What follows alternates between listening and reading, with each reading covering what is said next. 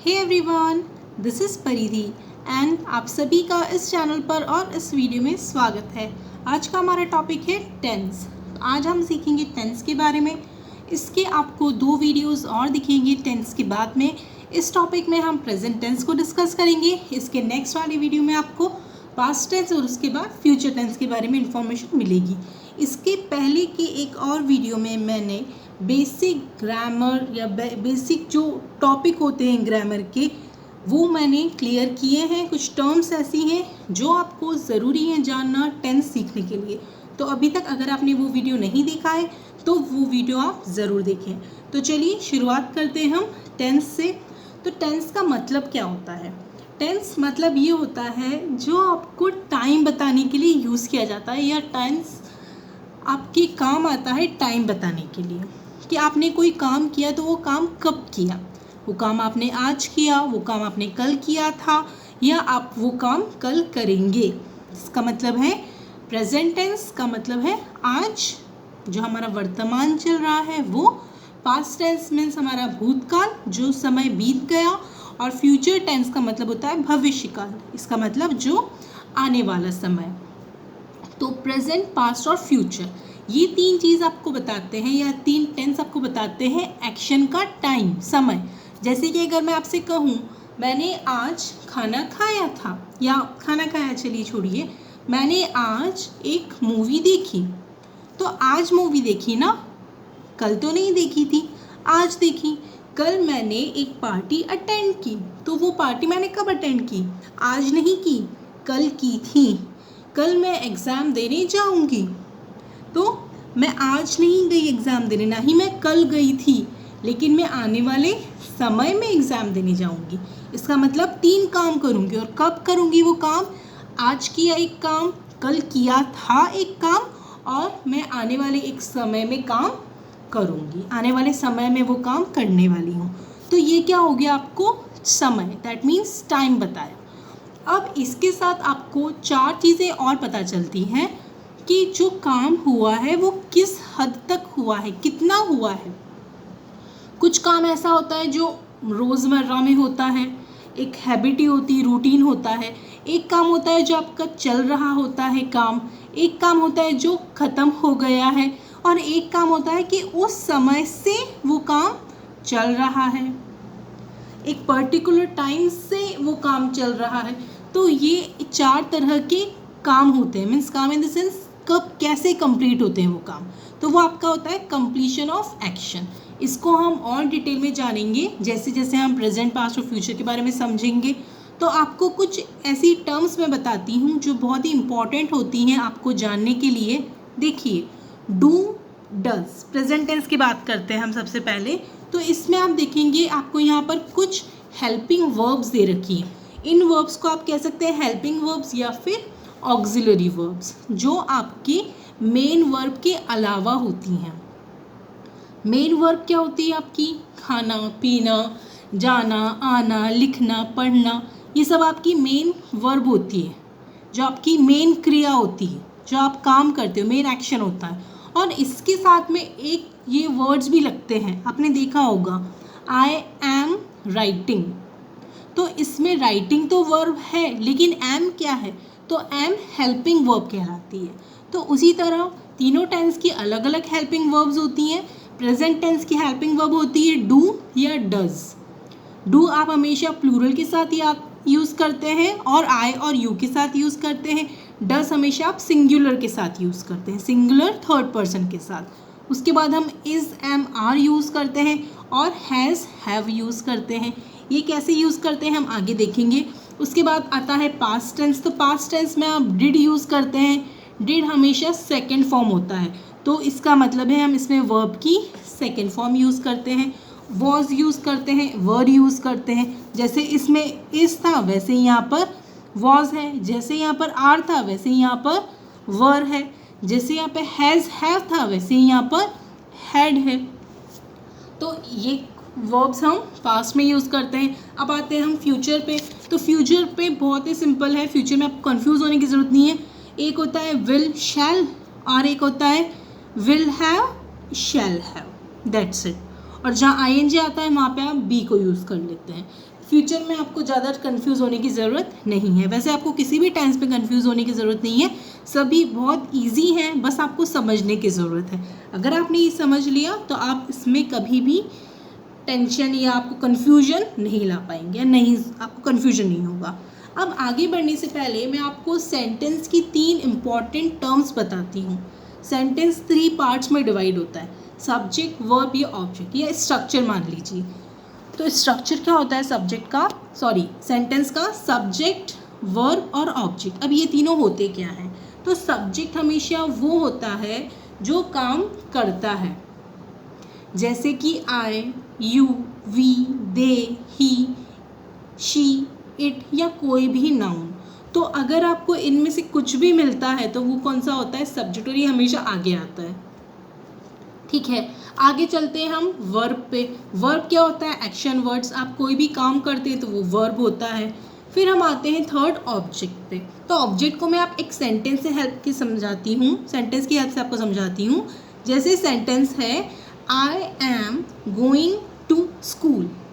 तो अब इस सेंटेंस में आई एम, तो आपका आई क्या हो गया? सब्जेक्ट हो गया। एम गोइंग, मैंने आपको बताया था एम क्या होता है? हेल्पिंग वर्ब होता है। तो एम गोइंग तो आपका वर्ब हो गया।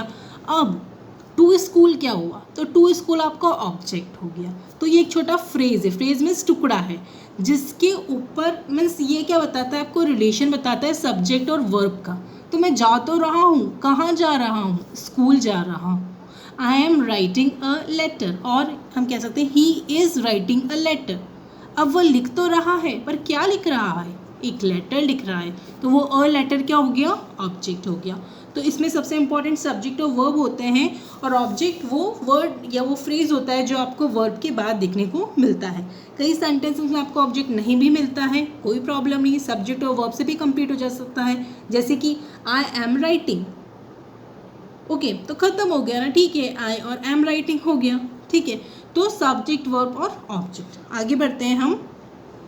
जैसा कि मैंने आपसे कहा, इस वीडियो में हम प्रेजेंट टेंस को डिस्कस करने वाले हैं। प्रेजेंट टेंस के 4 टाइप्स होते हैं, या वर्क कंप्लीट करने की 4 तरीके होते हैं, जिससे आपको ये पता चलता है कि वो काम कितना हुआ। प्रेजेंट टेंस तो आपको बताएगा कि आज का काम हुआ, पर वो कितना हुआ, किस लिमिट तक हुआ, ये आपको कौन बताता है? इसके चारों टेंस बताते हैं। तो पहला होता है प्रेजेंट इंडेफिनिट या फिर प्रेजेंट सिंपल। इंडेफिनिट का मतलब होता है कि इसका कोई टाइम नहीं होता फिक्स कि ये काम कब हुआ, ये काम एक रूटीन का काम होता है। ये आपके सिंपल सेंटेंस होते हैं। ठीक है, उसके बाद हम देखते हैं प्रेजेंट कंटिन्यूस। प्रेजेंट कंटिन्यूस क्या होता है? ऐसा काम जो चल रहा है। कंटिन्यू का मीनिंग होता है चल रहा है। तो प्रेजेंट कंटिन्यूस का मतलब ऐसा काम जो आज की तारीख में या आज के समय में चल रहा है। प्रेजेंट परफेक्ट, प्रेजेंट परफेक्ट मतलब होता है वो काम आज हो चुका है। आज मतलब आज का जो समय है, प्रेजेंट है, तो प्रेजेंट में वो काम हो चुका है। तो जब कोई काम हो चुका है या वो यह काम कर चुकी है, उन्होंने अपना काम कर लिया है, या मैंने एग्ज़ाम दे दी है, तो जिस भी काम को आप कह सकते हैं कि वो काम ख़त्म हो गया, तब हम कौन सा टेंस यूज़ करते हैं? प्रेजेंट परफेक्ट यूज़ करते हैं। अब आते हैं present perfect continuous. Present perfect continuous में दोनों चीज़ें आती हैं। काम एक समय से चल रहा है और उस समय से, तो परफेक्ट भी आना चाहिए इसमें, कंटिन्यूस भी आना चाहिए। इसका मतलब आप हिंदी में क्या कहेंगे? एक समय के साथ आप कोई काम कर रहे हो, तो वो काम कर भी रहे हो और उस समय शुरू भी हो गया है। ठीक है, तो वो काम चल भी रहा है, तो that is present perfect continuous. इसको हम और डिटेल में समझेंगे। सबसे पहले हम देखते हैं प्रेजेंट इंडेफिनिट टेंस के बारे में। जैसे कि मैंने आपसे कहा कि ये आपके सिंपल सेंटेंस होते हैं, रोज़ के जो आप काम करते हैं। जैसे कि अगर मैं आपको हिंदी में कहूँ तो ता, ते, ती वाले जो शब्द जो आपके सेंटेंस होते हैं, जैसे वह खाना खाता है, वह काम करती है, लड़का साइकिल चलाता है। ठीक है, या फिर आप कहें कि वह ओल्ड मैन या वह वृद्ध पुरुष रोज़ घूमने जाता है, मेरे दादाजी रोज़ घूमने जाते हैं, मेरी मम्मी रोज़ खाना पकाती है, मेरे पापा रोज़ ऑफिस जाते हैं। तो ता, ते, ती, ये वर्ड्स जिसमें आ जाए कि ता, ते, ती वाले जो सेंटेंस होते हैं वो आपके प्रेजेंट इंडेफिनिट टेंस में होता है। तो जब भी आप कोई भी अगर आपको ऐसा कोई सेंटेंस बोलना है हिंदी में ता ते ती वाले, तो आप कौन सा टेंस यूज़ करना है उसमें? आपको प्रेजेंट इंडेफिनिट टेंस। अब इसमें आपकी आदतें भी आती हैं, जैसे कि मैं रोज़ स्कूल जाता हूँ, तो ये मेरी आदत है, स्कूल जाना ही है मुझे तो। या मैं क्रिकेट खेलता हूँ, शौक भी है, हॉबी भी है, आदत भी है, ठीक है। तो इसके साथ आपकी जो डेली रूटीन आदतें, जो सिंपल सेंटेंस होते हैं, वो आपके प्रेजेंट इंडेफिनिट में आते हैं। इसके साथ आपके जनरल या यूनिवर्सल ट्रुथ मीन्स ऐसे सच जो आप कभी बदल नहीं सकते, जैसे कि सूरज पूरब से उगते हैं, सूर्यदेव पूरब से उगते हैं, तो इसको इंग्लिश में क्या बोलेंगे हम? The sun rises from the east या sun rises in the east, ठीक है। तो सूरज पूरब में उगते हैं, तो इन द ईस्ट आ गया, ठीक है। तो ये आपके जो यूनिवर्सल ट्रुथ होते हैं, जो फैक्ट होते हैं, जो आप बदल नहीं सकते। क्या आप कह सकते हो कि वो पूरब नहीं उग के पश्चिम से उगते हैं? नहीं, ऐसा हो ही नहीं सकता, ये तो सच्चाई है, इसको आप नहीं बदल सकते, ना मैं बदल सकती हूँ, ठीक है। तो जो ऐसी चीज़ जिसको कोई बदल नहीं सकता, वो भी आपके प्रेजेंट इंडेफिनिट में आता है, ठीक है। अब हम देखते हैं इसका स्ट्रक्चर। जैसा कि मैंने आपसे कहा, सब्जेक्ट, वर्ब और ऑब्जेक्ट आपके सेंटेंस के पार्ट होते हैं, उसी तरह आप यहाँ देखेंगे सब्जेक्ट, वर्ब और ऑब्जेक्ट दे रखा है। इसके साथ एक चीज़ और है, वर्ब की फर्स्ट फॉर्म है और एस और ई एस है। मैंने आपसे कहा था, इसके पहले का एक वीडियो है जो मैंने बेसिक इंग्लिश ग्रामर के बारे में बनाया था, वो वीडियो आप ज़रूर देखें, उसमें आपको क्लियर होगा वर्ब की फर्स्ट फॉर्म क्या होती है। तो मैं अभी आपको शॉर्ट में बता देती हूँ। वर्ब की फर्स्ट फॉर्म होती है आपकी बेसिक वर्ब, जैसे ईट, ड्रिंक, स्लीप, गो, रन, राइट, रीड, ये आपकी फर्स्ट फॉर्म होती है वर्ब की। अब इसके साथ आपको एस और ई एस लगाना है। ये क्या होता है? एस और ई एस हम जानते हैं किसी चीज़ को प्लूरल करने के लिए, जैसे बॉय तो बॉयज़, उसको प्लूरल कर दिया। उसी तरह अगर मैं आपको वर्ब में कहूँ रीड, तो रीड का अगर मैं एस लगाने को कहूँ तो क्या हो जाएगा? रीड्स हो जाएगा। वैसे ही मैं आपको अगर कहती हूँ फिनिश, तो फिनिश का एस और ई एस लगाने पे क्या हो जाएगा? फिनिशियस हो जाएगा, तो ई एस लगा देंगे आप। इसी तरह एस और ई एस वर्ब के साथ लगाना है, वर्ब की पहली फॉर्म के साथ, सेकेंड फॉर्म या थर्ड फॉर्म के साथ नहीं, ठीक है। ओके, ओनली वर्ब की फर्स्ट फॉर्म के साथ लगाना है। अब आपको ये कब लगाना है एस या ई एस? वर्ब की फर्स्ट फॉर्म से तो लगाना है, मान लिया, लेकिन लगाना कब है? क्योंकि हर बार नहीं लगाना है। आपको ये सिर्फ तब लगाना है जब आपका सब्जेक्ट थर्ड पर्सन सिंगुलर हो। थर्ड पर्सन सिंगुलर क्या होता है? तो थर्ड पर्सन सिंगुलर में आपके आते हैं ही, शी, इट, या कोई सिंगुलर नाउन, कोई ऐसा नाम जो सिंगल है, वन है, ज़्यादा नहीं है, सिंगल है, सिंगुलर है, ठीक है। तो you have to take care, आपको इस चीज़ का ध्यान रखना है कि वो थर्ड पर्सन होना चाहिए, जैसे कि ही, शी, इट, या फिर आपका आप कह सकते हैं कि कोई सिंगुलर नाउन, जैसे राम, श्याम, सीता, गीता, कोई नाम, चाइल्ड, बॉय, गर्ल, कोई भी नेम चलेगा, लेकिन वो सिंगुलर होना चाहिए, प्लूरल नहीं होना चाहिए। तब आपको एस और एस नहीं एस और एस लगाना है। और अगर प्लूरल होता है तो ऑब्वियसली आपको एस और एस नहीं लगाना है, सिर्फ वर्ब की फर्स्ट फॉर्म यूज़ करनी है। ओके, अब हम 4 तरह की सेंटेंस देखेंगे और उसमें हम टेंस को कैसे यूज़ करते हैं ये भी देखेंगे। 4 तरह के सेंटेंस होते हैं। पहला होता है अफर्मेटिव या डिक्लेरेटिव, जो आप पॉजिटिव सेंटेंस कहते हैं, जिसमें ना, नहीं वाले शब्द नहीं आते हैं, सिर्फ सिंपल सेंटेंस होता है। दूसरा होता है नेगेटिव। नेगेटिव का मतलब होता है नकारात्मक, जो नो वाले, नहीं वाले होते हैं सेंटेंस। फिर आता है इंट्रोगेटिव, जिसमें आप सवाल पूछते हैं, प्रश्न पूछते हैं। और चौथा आता है नेगेटिव इंट्रोगेटिव या इंट्रोगेटिव नेगेटिव, जिसमें आप सवाल भी पूछते हैं और वो सेंटेंस आपका नेगेटिव भी होता है। तो हम चारों तरह के सेंटेंस देखेंगे। सबसे पहले हम देखते हैं अफर्मेटिव या फिर डिक्लेरेटिव, जिसको आप पॉजिटिव भी कहते हैं। अब देखिए, पहला सेंटेंस है आई रीड अ लेसन, मैं लेसन रीड करता हूँ, मैं पाठ पढ़ता हूँ। तो तातेती वाले याद रखिएगा, ठीक है। तो मैं पाठ पढ़ता हूँ। आगे आता है यू ईट एन एप्पल, आप एप्पल खाते हो या तुम एप्पल खाते हो। तो एक चीज़ और दिमाग में रख लीजिएगा, मैं, तुम, वे सभी, हम सब, इन सब के साथ आपको वर्ब की फर्स्ट फॉर्म के साथ एस और ई ऐड नहीं करना है। अब इसमें देखिए थर्ड आता है ही वर्क्स हार्ड। अब यहाँ पर मैंने आपसे कहा था ना कि अगर ही, शी, इट या सिंगुलर नाउन आता है तब आपको एस लगाना है। अब देखिए मैं आपको एक चीज़ बताती हूँ, ऐसा कहीं लिखा हुआ नहीं है बट मैं अपने मन से बताती हूँ आपको ये चीज़ समझने के लिए, ठीक है। तो समझने के लिए आप ये सोच लीजिए, अगर यहाँ पे सिंगुलर है, वर्ब आपकी सिंगुलर है, तो इसको आप ऐसे एस लगा दो, सिंगुलर के साथ एस लगा दो। प्लूरल है तो एस लगाने की ज़रूरत ही नहीं है, तो एस एस कर लो, सिंगुलर एस, लेकिन आई और यू को छोड़ देना उसमें, ठीक है, उसको मत देखना।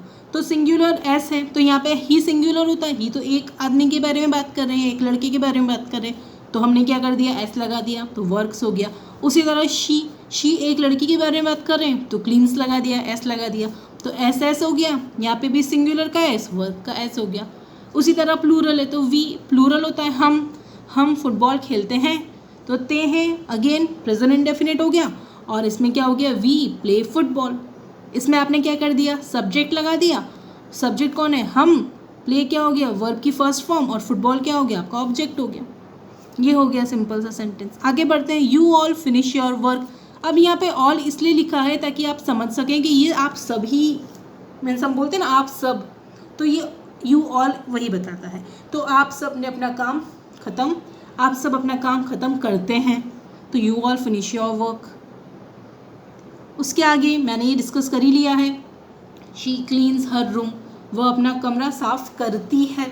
तो याद रखिए ता ते ती वाले सेंटेंस में आपको इंडेफिनिट यूज़ करना है, और बहुत सिंपल है, सब्जेक्ट तो आपको यूज़ करना ही है, काम कौन कर रहा है उसका तो नाम आपको बताना पड़ेगा, काम हो क्या रहा है वो बताना पड़ेगा। और अगर आपके साथ ये है कि काम हो रहा है पर उससे एक और चीज़ क्या है उसके साथ, जैसे कि काम हो तो रहा है, वह क्लीन तो कर रही पर क्या काम कर रही है, हर रूम, वो क्लीन कर रही है उसका कमरा, तो वो ऑब्जेक्ट हो गया। और एस और एस आपको मैंने बता दिया, जहाँ सिंगुलर है वहाँ एस और एस लगा दो, जहाँ प्लूरल है वहाँ पे छोड़ो, जय श्री राम। और आई और यू को ज़रूर याद रखना। आगे बढ़ते हैं नेगेटिव की तरफ। नेगेटिव मैंने आपसे कहा नकारात्मक सेंटेंस जो होते हैं, नकारात्मक वाक्य, इसमें आपको नॉट यूज़ करना होता है। अब देखिए जैसे कि हमने देखा एस एस मतलब सिंगुलर के साथ एस यूज़ करना है, प्लूरल के साथ एस यूज़ नहीं करना है। तो अगर दे में बोलूँ तो दे सिंगुलर होता है या प्लूरल होता है, प्लूरल होता है, दे मीन्स वे सब, तो दे के साथ आपको एस और एस तो लगाना नहीं है, तो सिर्फ डू लिखना है। लेकिन स्टूडेंट जो है वो सिंगुलर है, इसलिए हमको यहाँ पे एस लगा देना है, सिंगुलर सिंगुलर सिंगुलर एस, ये हो गया। तो स्टूडेंट सिंगुलर है इसलिए हमने यहाँ पे एस या ई एस लगा दिया। और अगर यहाँ पे स्टूडेंट्स होता तो हम इसको सिर्फ डू लिखते। और नॉट कभी भी डायरेक्ट नहीं यूज़ करेंगे, जैसे they not complete their work, वो गलत होगा, उसमें आपको डू यूज़ करना पड़ेगा, हेल्पिंग वर्ब यूज़ करनी पड़ेगी। तो क्या सेंटेंस हो गया, they do not complete their work, student does not revise the lesson.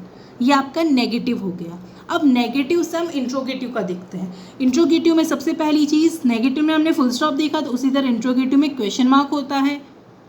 अब इंट्रोगेटिव दो तरह से बनते हैं, एक बनता है आपका हेल्पिंग वर्ब से, दूसरा बनता है WH क्वेश्चन से। तो आपको हेल्पिंग वर्ब का मैं एग्जांपल बता देती हूँ। सबसे पहले यहाँ पर आप देखिए सेंटेंस आप यहाँ देखिए, they do not complete their work. अगर इसका मैं आपको पॉजिटिव सेंटेंस बोलूँ तो क्या होगा, they complete their work, they complete their work. ये देखिए दे कंप्लीट देयर वर्क, ये आपका सेंटेंस था। अब इसको क्वेश्चन पूछना है तो मैंने क्या कर दिया, ये जो नेगेटिव वाला डू था ना, उस डू को मैंने आगे कर दिया, तो सेंटेंस क्या हो गया, do they complete their work.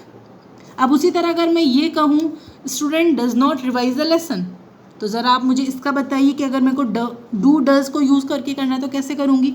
तो सेंटेंस आ जाएगा, does student revise the lesson, does student revise the lesson आ जाएगा।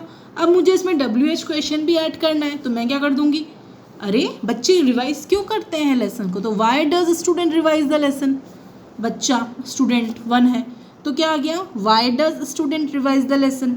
अब इसकी जगह मैं स्टूडेंट्स करती तो क्या होता, why do students revise the lesson. ये आपका इंट्रोगेटिव हो गया। आपको सिर्फ यहाँ का डू उठा के यहाँ रखना है और नॉट अभी लगाना नहीं है क्योंकि नेगेटिव है नहीं सेंटेंस। उसी तरह यहाँ पर भी डज जो था पीछे उसको हमने आगे कर दिया, और यहाँ पर अगर आपको ध्यान हो तो हमने एस लगाया था। स्टूडेंट के साथ तो रिवाइजेस करते हैं, लेकिन हमने एस यहाँ लगा दिया, तो आपको यहाँ एस लगाने की ज़रूरत ही नहीं है।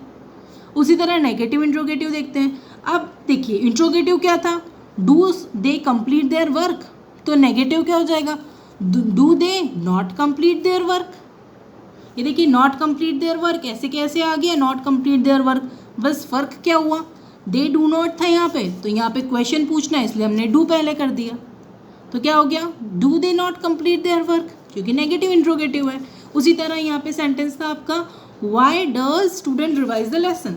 अब इसका नेगेटिव इंट्रोगेटिव क्या हो जाएगा, बस आपको नॉट ऐड करना है, कहाँ पर, आपकी वर्ब के आगे। तो क्या सेंटेंस हो गया why does student not revise the lesson.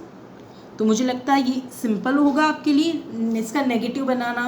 Negative means not add कर दो हेल्पिंग वर्ब के साथ। देखिए प्रेजेंट में हेल्पिंग वर्ब होती है डू और डज, बस इस चीज़ को आप दिमाग में बिठा लो कि प्रेजेंट है तो डू और डज आना है, दैट्स इट। और नेगेटिव है तो नॉट आना है, इंट्रोगेटिव है तो वर्ब आपकी पहले आ जाएगी हेल्पिंग वर्ब डू और डज वाली, या WH क्वेश्चन आ जाएगा। आगे बढ़ते हैं हम present continuous tense. Present continuous tense का मतलब होता है ऐसा काम जो काम चल रहा है, रही है, रहे हैं। जैसे कि मैंने आपसे एग्जांपल दिया, बच्चे खेल रहे हैं तो चिल्ड्रन आर प्लेइंग। वह खाना खा रहा है, he is eating the food, he is eating food. उसके बाद अगर मैं आपसे कहूँ वह बोल रही है, शी इज़ स्पीकिंग। पापा डांट रहे हैं तो फादर इज़ स्कोल्डिंग। ठीक है, तो कुछ भी हो सकता है सेंटेंस। तो कंटिन्यूअस मीन्स रही है, रहा है, रहे हैं। अब इसमें कुछ तो फ़र्क होना चाहिए ना, कि अगर एक है तो एक के लिए क्या यूज़ करना है, ज़्यादा है तो ज़्यादा के लिए क्या यूज़ करना है। तो इसमें आपकी हेल्पिंग वर्ब आती है इज़, एम, आर।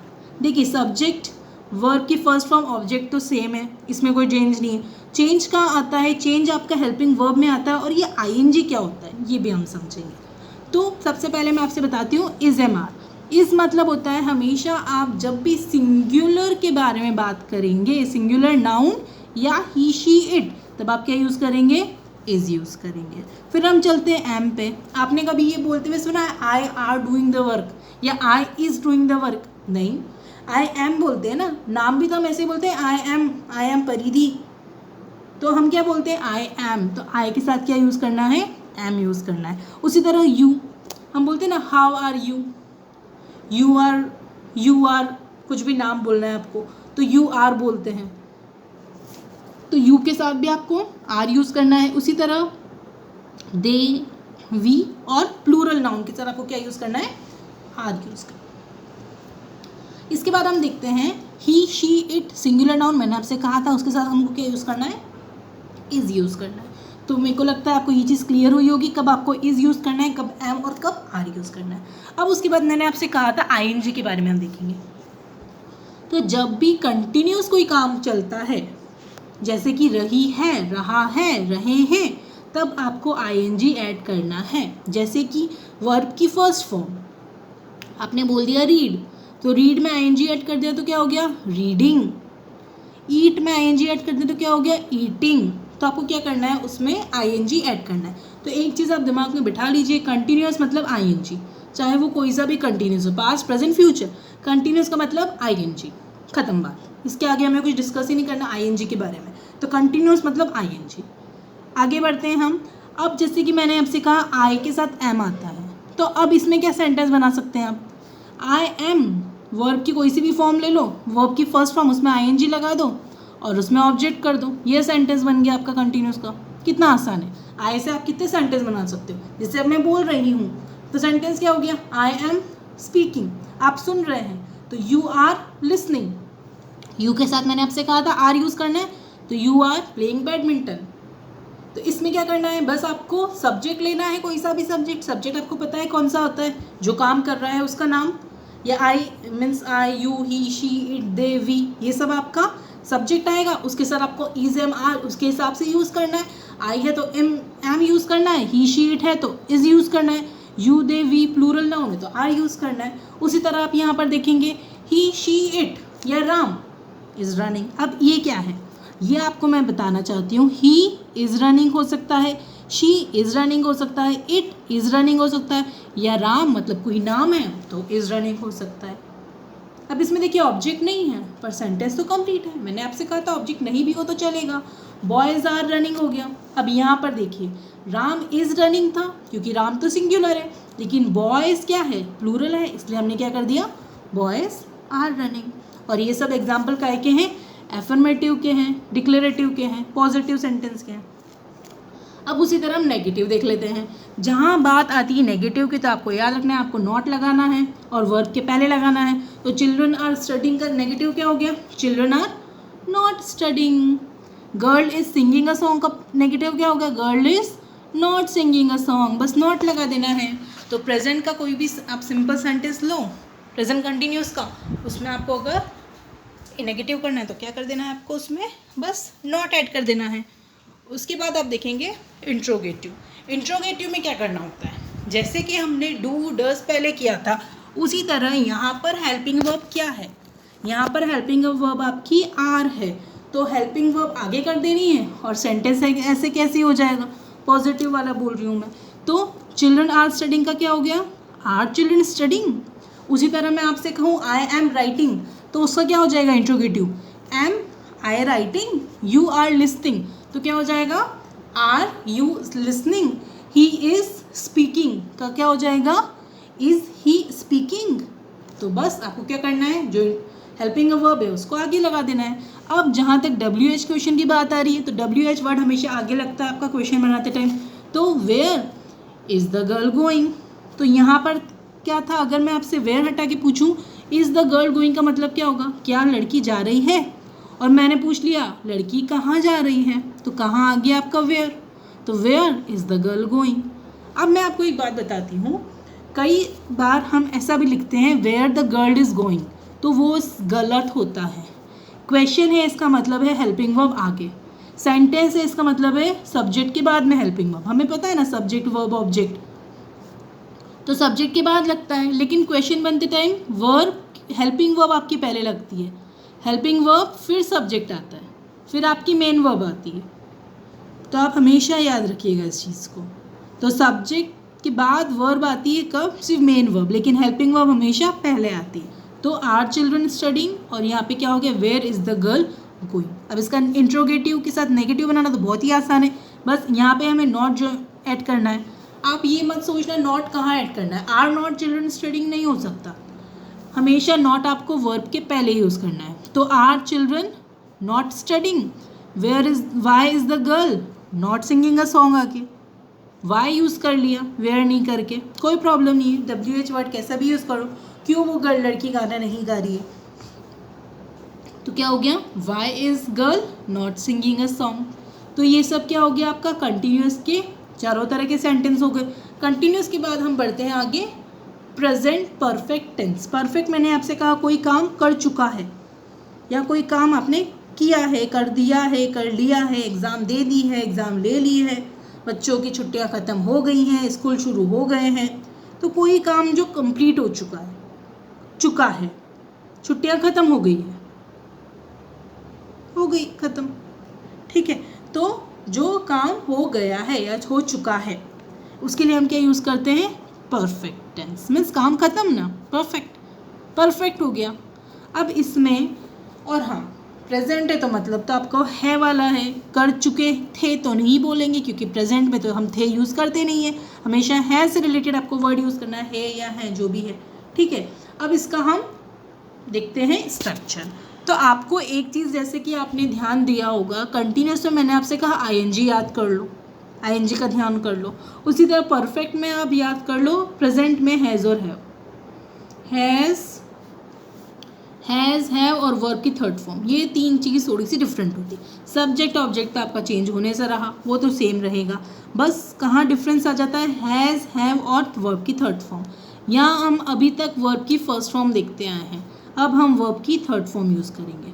तो जब भी आप परफेक्ट यूज़ करेंगे तो याद रखिएगा प्रेजेंट परफेक्ट। चलिए सबसे पहले बोलती हूँ परफेक्ट मीन्स वर्ब की थर्ड फॉर्म, चाहे वो प्रेजेंट हो, पास्ट हो, फ्यूचर हो, और प्रेजेंट है तो आपको हैज़ हैव याद रखना है। अब हैज़ हैव में आप कंफ्यूज मत होइए, हैज़ हैव जहाँ पर अगर आपको ध्यान हो हम इज़ यूज़ करते थे, वहाँ पे आपको हैज़ यूज़ करना है।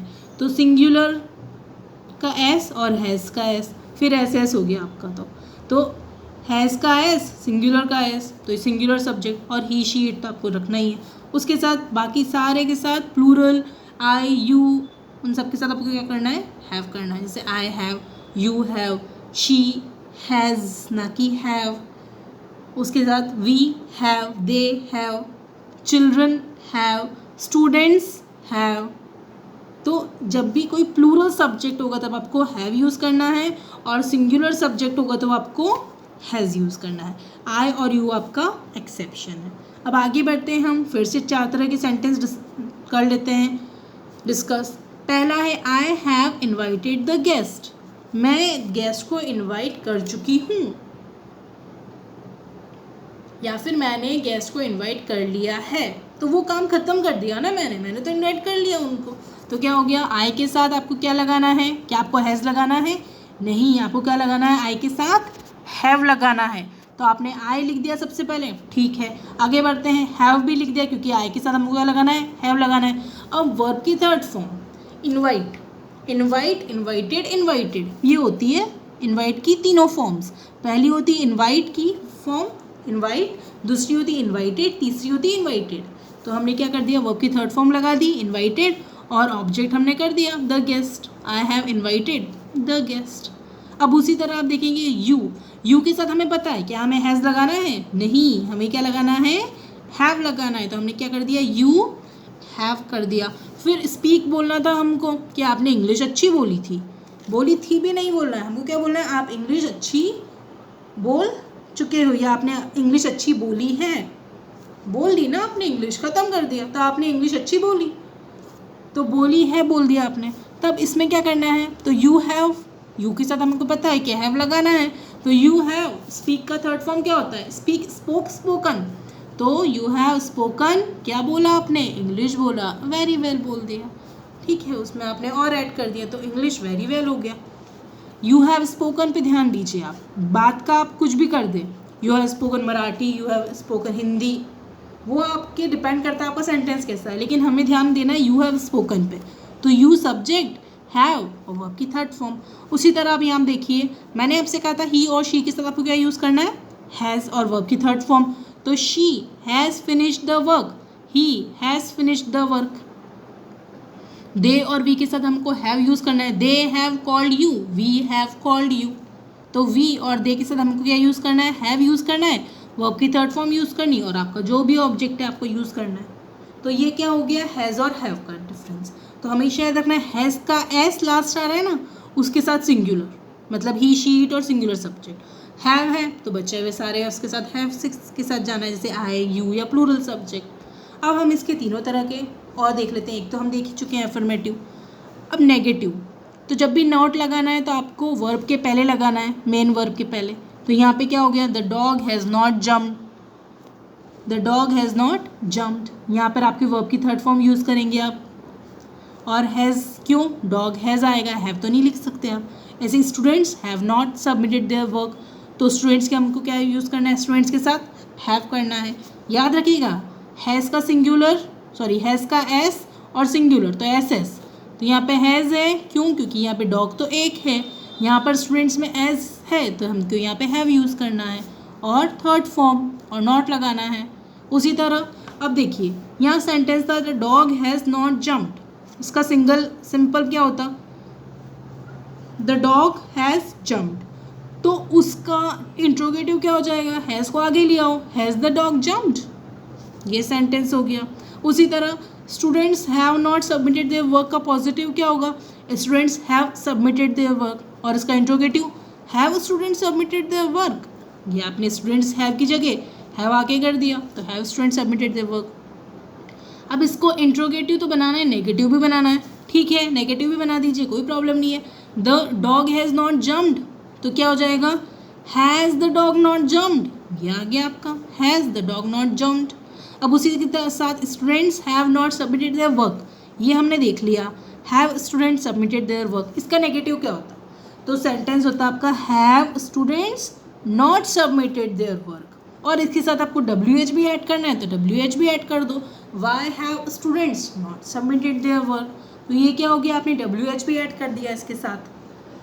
अब हम चलते हैं आखिरी का जो टेंस है लास्ट का, वो है present perfect continuous tense. Present perfect continuous tense वो टेंस होता है जिसमें आपको एक समय से कोई काम शुरू हुआ है ये बताता है। जैसे कि अगर मैं आपसे कहूँ कि समय के साथ वह काम कर रही है, उस समय से वह काम कर रही है, या वह काम उस समय से चल रहा है, तो कंटिन्यूअस भी आएगा इसमें और इसमें परफेक्ट भी आएगा। तो हमने ये चीज़ तो देखी थी कि परफेक्ट में हैज़ हैव आता है, तो ठीक है हैज़ हैव लिख दो। हमने देखी थी कंटिन्यूअस में आईएनजी भी आता है, तो ठीक है वर्ब की आईएनजी लिख दो। बट वर्ब तो एक ही होगी ना। जैसे कि अगर मैं आपसे कहूँ she has completed her work, ये आपका परफेक्ट हो गया।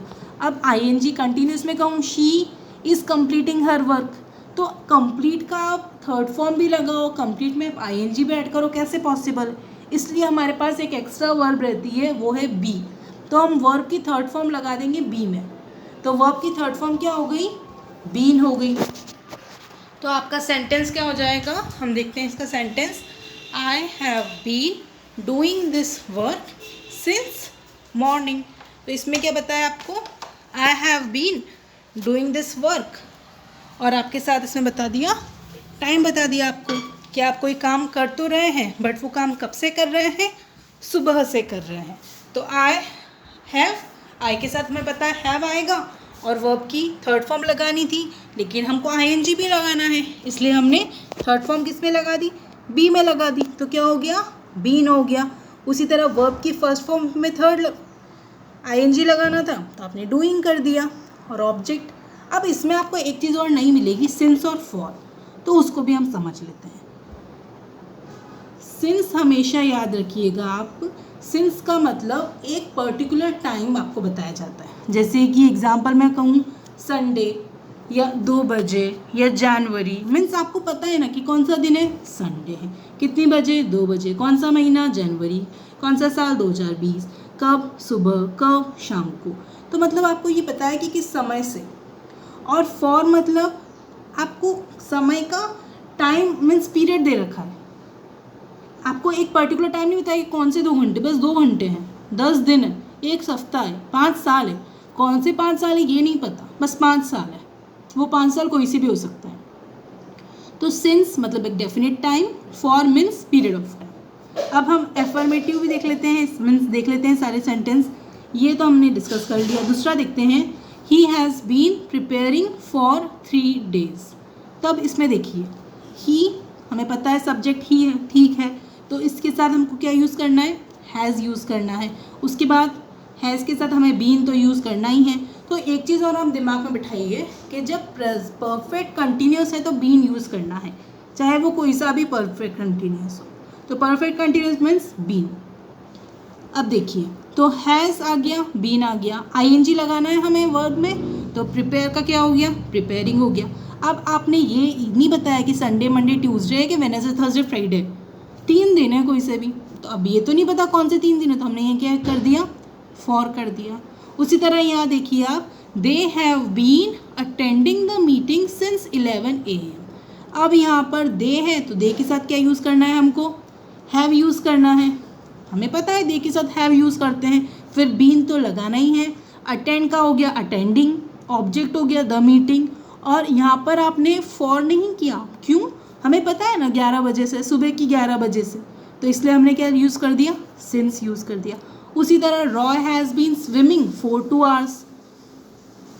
तो रॉय स्विम कर रहा है, या 2 घंटे से वह स्विम कर रहा है। तो इसमें क्या आ गया, रॉय है तो सिंगुलर है, इसलिए हमने हैज़ लगा दिया। बीन लगाना है, फिर स्विम में आईएनजी, तो स्विमिंग हो गया। और 2 घंटे से, कौन से 2 घंटे हमें नहीं पता, इसलिए हमने क्या कर दिया, फॉर लिख दिया। अब हम इसके नेगेटिव देख लेते हैं। नेगेटिव आपको पता है कि हमें हैज़ के बाद नेगेटिव लगाना है, और आपके इसमें याद रखिएगा हैज़ के बाद और बीन के पहले। तो सेंटेंस क्या हो गया, child has not been playing since morning. Child has not playing नहीं, child has not been playing since morning. Cats have not been fighting for 2 hours। Been क्यों लगाया, अगेन क्योंकि हमें वर्ब की थर्ड फॉर्म लगानी है, और हमने आईएनजी भी लगा लिया, इसलिए हमने यहाँ पे क्या किया, बीन किया। इंट्रोगेटिव क्या हो जाएगा इसका, ऐसे कैसे ही आएगा सेंटेंस। अब इसमें जैसे आपने WH वर्ड यूज़ कर लिया, तो यहाँ सेंटेंस क्या होता आपका, हैज़ आगे आ जाता, बाकी सेंटेंस सेम रहता। Has the child been playing since morning, तो यहाँ पे क्या कर दिया हमने, where has the child been playing since morning आ गया।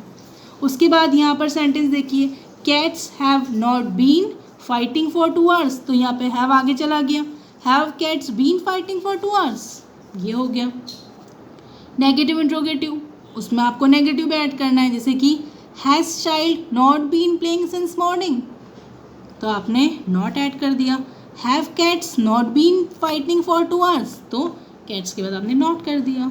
तो ये क्या है, बस सिंपल है, थोड़ा सा हेर फेर है, शब्दों का आगे पीछे करना है, दैट्स इट। इंट्रोगेटिव में आपको हेल्पिंग वर्ब आगे लगानी है और WH है तो हेल्पिंग वर्ब के आगे WH लगाना है और क्वेश्चन मार्क आपको लास्ट में लगाना है। नेगेटिव है तो नॉट लगाना है, नेगेटिव इंट्रोगेटिव है तो नॉट के साथ आपको वापस से हेल्पिंग वर्ब आगे लगानी है। तो ये आपका हो गया present perfect continuous tense. I hope आज का जो टॉपिक था वो आपको क्लियर हो गया होगा। In case of any doubt और डिफ़िकल्टी प्लीज़ मुझे कमेंट बॉक्स में आपका डाउट मेंशन कीजिएगा, जिससे मैं आपको उस डाउट का आंसर अगले वीडियो में बता सकूं। Okay then, take care, stay safe.